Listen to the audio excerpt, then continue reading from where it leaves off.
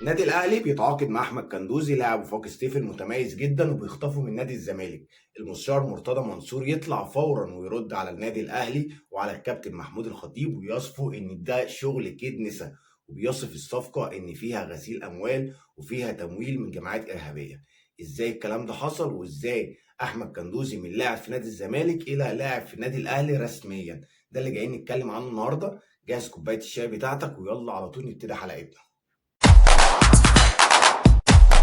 ازاي احمد كندوزي لاعب وفاق سطيف المتميز جدا من لاعب شبه رسمي في نادي الزمالك الى لاعب رسميا في النادي الاهلي؟ ازاي؟ اديني وعني. ده اللي الاهلي عمله، دخل خلص الصفقه في 48 ساعه فقط عن طريق امير توفيق اللي متواجد في الجزائر وعن طريق تليفونات الكابتن محمود الخطيب. وده اللي قاله بنفسه رئيس وفاق سطيف، قال لك ان الكابتن محمود الخطيب كلمني واديته وعد خلاص ان احمد كندوزي لاعب في النادي الاهلي. ازاي؟ طب والزمالك كان متكلم مع وفاق سطيف قبل النادي الاهلي؟ تعال نقول ان الزمالك عرض 400,000 على وفاق سطيف عشان ياخد احمد كندوزي لمده 6 شهور بنيه البيع الكامل، لكن وفاق سطيف رفض وكان عايز ان اللاعب يتم بيعه بالكامل لان وفاق سطيف محتاج الاموال في الفتره دي بشده. تمام. وفاق سطيف طلع الاستاذ ابراهيم العرباوي المدير الرياضي لنادي وفاق سطيف، قال لك ان اللي كان بيتعامل معانا مباشره هو سمسار سوري، وان مفيش حد من نادي الزمالك تدخل الا في اللحظات الاخيره كان الاستاذ امير توفيق، وان رئيس نادي وفاق سطيف طلب ان رئيس نادي الزمالك بنفسه يكلمه بدل ما السمسار هو اللي بيتواصل معاه، ورئيس نادي الزمالك رفض. وهنا دي كانت الحاجه اللي غيرت مجرى الصفقه، ان رئيس نادي وفاق سطيف حس بعدم التقدير وعدم الجديه من نادي الزمالك، ان انت كرئيس نادي الزمالك مش عايز تكلم رئيس نادي وفاق سطيف عشان تخلص اللاعب اللي بيعد من احسن لعيبه في مركز خط الوسط في افريقيا في الفتره الاخيره. لاعب لعب في كل المراكز، بيلعب في كل مراكز نص الملعب، بيلعب على الطرف اليمين والطرف الشمال، وكمان بيلعب باك شمال. لعب في كل المنتخبات اللي هي الجزائريه من الناشئين للاولمبي للمحليين. فاحمد كندوزي لاعب مهم جدا، كان لازم الزمالك يكون جد اكتر من كده في المفاوضات. المهم ان الاهلي دخل في الصفقه وخلص حوالي احمد كندوزي بحوالي مليون دولار مع 15% نسبه بيع. وكمان استاذ ابراهيم العرباوي قال لك ان السمسار السوري كان طالب عموله كبيره جدا، الى السمسار كان طالب عموله 15% مقابل ان هو يطلع اللاعب من الزمالك. وطبعا وفاق سطيف رفض العموله دي لان شاف انها عموله كبيره جدا ان انت كسمسار تاخدها. دي الكواليس اللي خلت احمد كندوزي يتنقل رسميا من نادي الزمالك للنادي الاهلي. وللعلم ان النادي الاهلي كان بيتفاوض مع احمد كندوزي من السنه اللي فاتت، فهو مش فكره ان انا لقيت غريمي هياخده فانا رحت رايح فيه. هي بيني وبينكم فيها حاجات برضو. النادي الاهلي هي لعيب ولا حرام في كره القدم، ان انا لما الاقي لعيب متميز رايح للغريم بتاعي والفرقه اللي بتنافسني، فانا محتاج اللعيب ده. اي نعم الاهلي مش محتاجه بقوه حاليا، لكن انا كشايف لعيب كواليتي عالي جدا وانا يزود الفريق بتاعي. إيه المانع؟ إيه المانع ان انا اجيب احمد كندوزي وامنع الفرقه المنافسه انها تستفاد بيه، وانا كمان يضيف لي، لان احمد كندوزي فعلا هيضيف للنادي الاهلي كتير. احمد كندوزي لاعب يعتبر مركز 8، الراجل جايب 19 جون و22 اسيست في حوالي 107 مباراه، فدي ارقام للاعب خط وسط ممتازه جدا. لكن بقى يطلع المستشار مرتضى منصور وبيقول ان الصفقه فيها كيد نسا. لا لا يا سياده المستشار، الكوره ما فيهاش ولا كيد نسا ولا بتاع.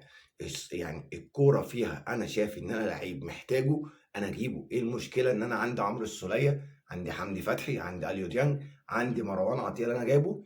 ايه المشكله ان انا ازود احمد كندوزي؟ ما عنديش اي مشكله. انا احمد كندوزي يلعب رقم 10، يلعب رقم 8، يلعب رقم 6، يلعب على الاطراف، لعيب جوكر معايا زي ما جبت خالد عبد الفتاح في الدفاع ورا، فانا محتاج احمد كندوزي. فالصفقه ما فيهاش كيد نسا خالص. العيب عندك واداره التعاقدات عندك اللي مش عارفين مين ماسكها، اللي ما عرفتش تخلص الصفقه، هو ده العيب عندك، لكن هي مش كيد نسا. تاني حاجه حضرتك بتقول ان دي فيها غسيل اموال او تمويل من جماعات ارهابيه. ازاي يعني حضرتك اللعيب قيمته السوقيه يعني في ترانسفير ماركت مليون و300 دولار، النادي الاهلي جايبه بمليون دولار.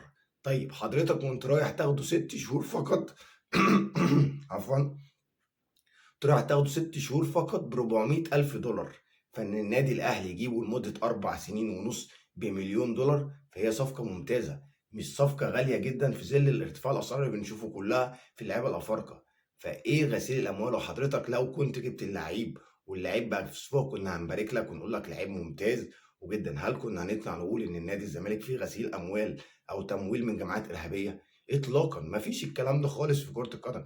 النادي الأهلي ميزانيته معروفة، والنادي الأهلي حضرتك شايف كل يوم الرعاة اللي بيعلن عنها والميزانية اللي النادي الأهلي أعلن عنها، على العكس تمامًا حضرتك كان محجوز على رصيدك في البنك. فأنت إزاي اللي هتروح تجيب لعيب ب$400,000 لمدة 6 شهور؟ مع إننا إحنا ما بنقولش حاجة على نادي الزمالك، نتمنى نادي الزمالك يجيب أحسن من أحمد كندوزي 100 مرة، ويدفع بدل 400,000 يدفع 800 و900,000 دولار في لعيب طالما هو شايف إن اللعيب ده يستحق. فأنا شايف إن أحمد كندوزي مليون دولار مبلغ حلو جدًا على لعيب بالكواليتي ده. إن هو ييجي الدوري المصري أحمد كندوزي هيفيد الأهلي بشكل كبير، وده اللي أكده الكابتن حسام البدري اللي كان بيدربه السنة دي، وقال لك إن أحمد كندوزي لعيب متميز جدًا، جدًا، جدًا، جدًا. مش معقول إن سيادة المستشار كل ما النادي الأهلي ياخد منه صفقة أو كل ما الكابتن محمود الخطيب يتفوق عليه في حاجة يطلع ويرمي اتهامات من الباطل وغسيل أموال وتمويل إرهابي. استحالة النادي الأهلي يبقى فيه حاجة زي كده، استحالة. النادي الأهلي ده يعني مؤسسة اجتماعية حكومية، معروف إيه اللي داخل وإيه اللي خارج، بتخضع للرقابة، هيئة الرقابة الإدارية بتخضع عليها. لو كان في أي شبهة كان هتبان من زمان، لكن إحنا ما ينفعش نطلع نرمي التهم ونقول ونتهم يعني الناس بالباطل. الصراحة الكرة المصرية في حالة لا يرثى لها، كمية الشتايم وكمية يعني والله الواحد ما عارف يقول إيه، والله الواحد ما عارف يقول ولا عارف لفظ يعبّر عن اللي بيحصل في الكرة المصرية فعلًا. الكرة المصرية بتتدهور على كل المستويات، المستوى الفني والمستوى الأخلاقي. فيعني يعني خلّينا نتمنى الخير دايمًا يا رب للكرة المصرية ونادي الزمالك والنادي الأهلي. وألف مبروك للنادي الأهلي، أحمد كندوزي لاعب متميز جدًا، وألف مبروك لنادي الزمالك. يعني ناصر منسي لسه متعاقد معاه. يعني بالمناسبة في حلقة على ناصر منسي لو تحب تشوفها، هتلاقي حلقة short بسيطة بنتكلم فيها على أرقام ناصر منسي. صفقة حضرتك جبت صفقة ما حدش يلاقي قال لك جبته منين ودفعت فيه كام، ما حدش وجه لحضرتك يعني أي اتهامات ولا أي انتقادات. لعيب وحضرتك جبته خلاص الموضوع على خلص. دي كانت النهارده أحمد كندوزي إزاي اتنقل من النادي الزمالك للنادي الأهلي رسميًا. النادي الأهلي بيثبت إن هو متفوق في الفترة الأخيرة على نادي الزمالك في التعاقدات، وإن في عيين أفضل من نادي الزمالك، رغم تحفظي الشديد على لجنة التعاقدات ولجنة الكورة بالنادي الأهلي. رغم اللي بييجوا دول، لكن في مشاكل كبيرة جدًا في لجنة الكورة ولجنة التعاقدات. شوف أنا باقول لك هم متفوقين على نادي الزمالك، لكن الأهلي فيه مشاكل كبيرة جدًا. برضه علامة استفهام بالمناسبة، أنت كنت محتاج مهاجم، هل أنت رُحت جِبت أحمد كندوزي فلغيت موضوع المهاجم؟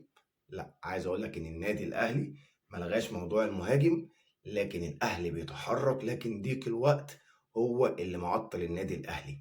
النادي الأهلي حاليًا بيدوّر على مهاجم تحت السن أفريقي يكون قوي جدًا ويكون اسم بارز، وإلا لو جاب لاعب فوق السن فهيكون في إعارة لبيرسي تاو أو لبرونو سافيو. خُد منّي المعلومة دي. لكن حتى الآن الموضوع إن مهاجم أفريقي مش هييجي جاي مش أكيد بنسبة 100%، وقد يتم تأجيله لموسم الصيف. وإن كولر شاف إن كهربا بعد عودته ممكن يكون يلعب في المركز ده ويكون متميز. شاف إن محمد شريف ابتدى يفوق وجاب جونين في ماتش الزمالك ثم جون بعديها في الماتش اللي بعديه مع شادي حسين يبتدي يفوق شوية. قد يكون كولر شاف إن حل المهاجم خلاص ممكن يكون وجد يعني معادلة أو حل لمشكلة المهاجم في النادي الأهلي. دي كانت حلقتنا النهاردة، أتمنى لو الحلقة عجبتك ما تبخلش عليا بلايك وتعمل اشتراك في القناة وتفعل زر الجرس.